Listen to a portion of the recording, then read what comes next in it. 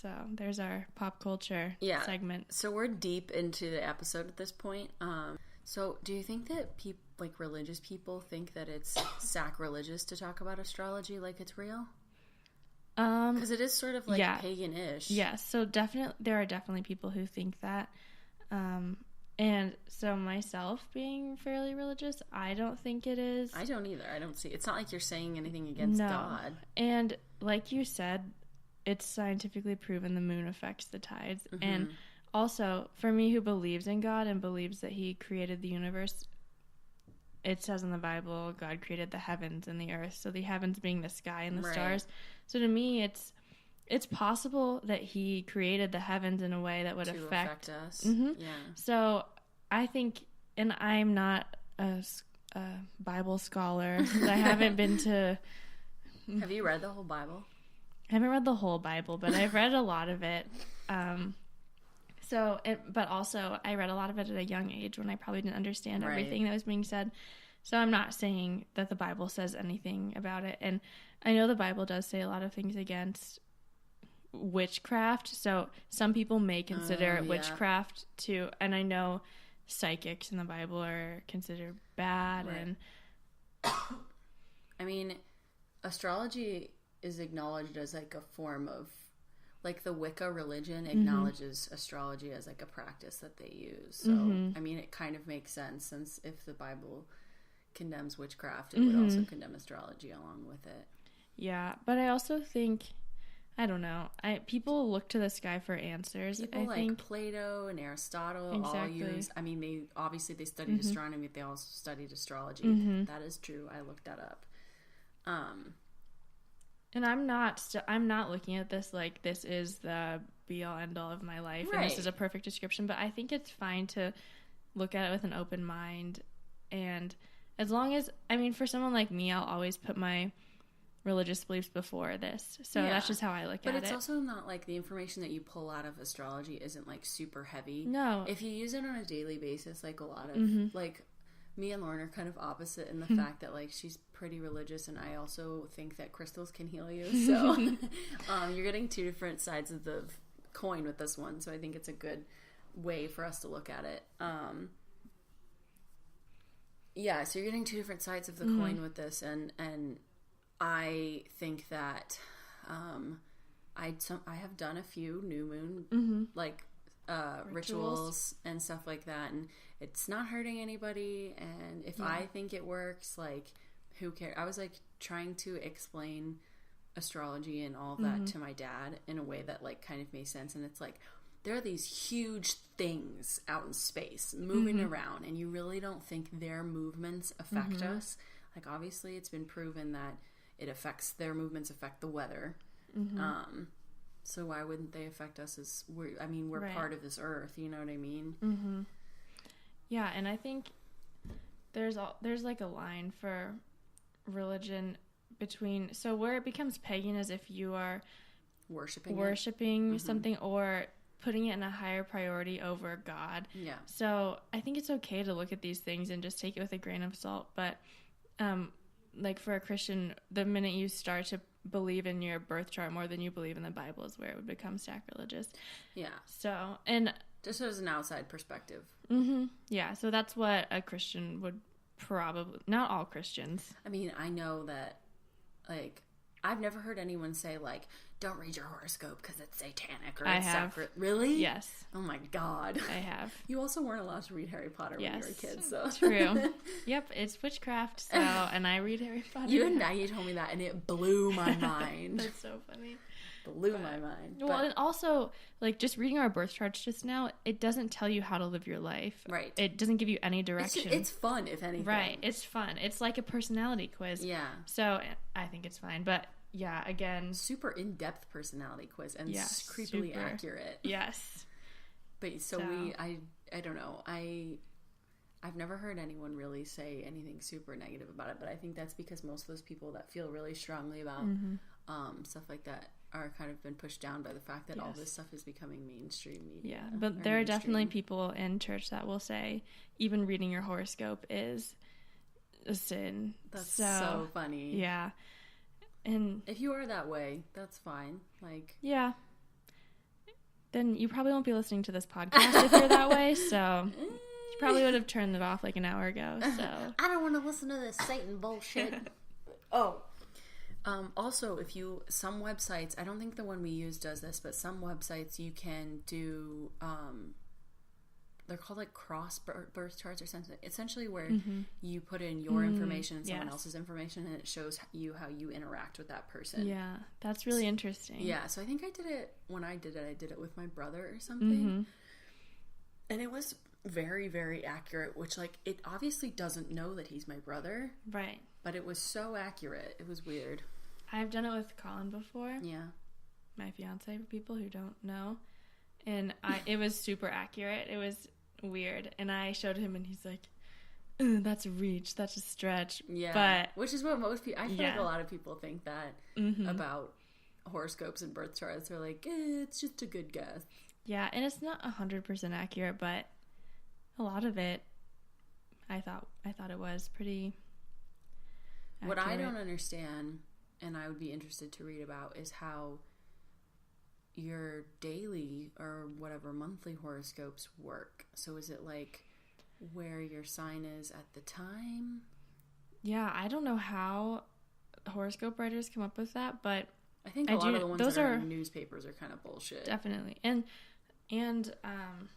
most of them are just based on your sun sign, right? Yeah, they're all based on your sun sign. So all the ones I've seen. Yeah, so I don't really ever pay attention to those because I'm looking at, so I follow the Hood Witch on social media, which, speaking of that, I don't know, I follow her on Twitter. You probably didn't see it because you don't follow anything related to that, but Starbucks came out with a new promotion. It's called like their Crystal Ball Frappuccino. I saw that. And the branding of their marketing is like the exact same of her brand. Really? And she laid into them, like turned all of her followers against Starbucks about it. It's crazy. You should look at it. It's like almost, she has like really long witchy nails, and she posts a lot of pictures with her nails like that. Like that is her brand. And the article she wrote about it was like, yes, anyone can have long nails and use crystals and crystal balls and glitter and the color purple, but like it's clearly not a coincidence. Right, wait, what are you again? You're a Taurus? So your horoscope based from the Hood Witch. So if you're going to read a horoscope, you should read it from, probably not from like a random like local newspaper or something, because I feel like it's going to be a little less legit. But the Hood Witch says, April 20th to May 20th, you don't have all the facts and it's got you feeling off kilter. Whether you've been misled, or misunderstood, or things simply haven't played out yet enough, you can't rush certainty. Instead of trying to collect data so you can plan your next moves, take a darn break, Taurus. I think it's like supposed to be like, damn. If life is allowing you to pause and catch up, it's on you to receive the gift. There will be more than enough time to plot your course once things change. Take a break, my love. Well, I can't do that right now. Maybe in a month. I think that's kind of true with all of the like waiting for the job stuff and figuring out where you're going to go after. So, mine is when you don't resist it, heartache can be baptismal. The only things you mourn are those... Was that the cat? I think it was a cat. Oh my god. The only things you mourn are those that you've loved, gotten value from, or have been attached to. I'm gonna... You won't be able to hear it. Okay. The only things you mourn are those that you've loved, gotten value from, or become attached to. This week, you may need to grieve something or someone, and while it's not pleasant, it's not a bad thing either. Determine what's driving you, love or attachment, and whether you need to let it go or fight for it with all your heart. You're a person with a great capacity for love. Pour your heart's energy into what feeds your soul, not just your habits, Leo. See, I don't think that applies to me this week. I think once you drill really far down, it gets hard to be accurate. I agree. Like, this is a weekly horoscope, so... Yeah. Okay, what did you want to talk about? Well, this was a Twitter moment a couple weeks ago. Okay. I don't know if you saw it, but it's not a conspiracy or anything, but it has something to do with symbolism, which I think is a really interesting topic. It's an ice cream chain called Sweet Jesus. Have you heard of it? What's an ice cream chain? Oh, like a chain of ice cream stores? Yes. Did you read this? I've never heard of it. So basically, it's this ice cream store chain based in Canada, in their marketing, it's called Sweet Jesus, and their marketing and their branding is full of satanic symbols. And it's subtly not subtle at all. I will show you this picture. It's upside down cross. So it's Sweet Jesus. The T is an upside down cross, which is an openly satanic symbol, and it's not up for debate. Like, that's satanic. Right. People that call themselves Satanists use this symbol. And then the lightning bolt is also a satanic symbol. Didn't know that. I didn't know that either, but Jesus apparently said that when Satan fell from heaven, he fell with a bolt of lightning, so that symbolizes. Makes sense. Mm-hmm. So this is just one of their images. It's a little boy, and he has tattoos all over. He looks like Popeye. Yeah, he looks like Popeye. He's smoking a pipe. He has a sailor outfit on. There's a monkey on his shoulder. I don't think that is necessarily satanic. What's his cup say? So Sweet Jesus. Oh. So basically people were getting really upset because this ice cream chain is openly using satanic symbolism to brand themselves, which I just was reading about it and I thought it was really interesting. I'm not upset about it. I'm not gonna buy ice cream from them, but that's just me. They're expanding into the U.S. They're based in Canada. Oh. So that's why people... Why. Maybe they're just Satanists or whatever they call it. Maybe themselves. they are. And why else would they use that kind of... like? Exactly. It doesn't even, like, the branding of the business doesn't even make sense. Like... Well, there's more symbolism in this picture. Like, his left eye is black. Yeah. And that's a satanic symbol, a black left eye. It's called... I forget the name. I think Eye of Horus, maybe. That's satanic? Are you sure? No, it's from like an ancient, one of the ancient religions, I think. But that's one of them. There's a lot of symbolism with one eye today that's associated with Satanism. Has this brand come out and said anything about this? Not that I know of. When I search it, I don't see that they've made any statements. But it's just... So not all of their ads, a lot of their ads feature children. That's creepy. Dressed as adults. Like this little boy is wearing tattoos. Yeah. So people will say that, which there's a difference between Satanism and there are a few religions. Yeah, and I don't want to get it wrong because one of them supposedly is peaceful and not, they say they worship Satan, but it's more of a pagan religion where they worship nature and the earth. So I don't want to talk too much about what they believe because I'm not sure. But a lot of people think that the Wicca religion worships Satan, and they don't, and they're like that. They worship like earth gods and goddesses. I think they actually worship a goddess. But let me find. Speaking of satanic symbolism, though, yes. I was trying to make a joke on Easter, and I drew a pentagram on an Easter egg because you do the But I don't know if it's a little known fact. I know it. Oh, that's creepy. Isn't that so creepy? Yeah.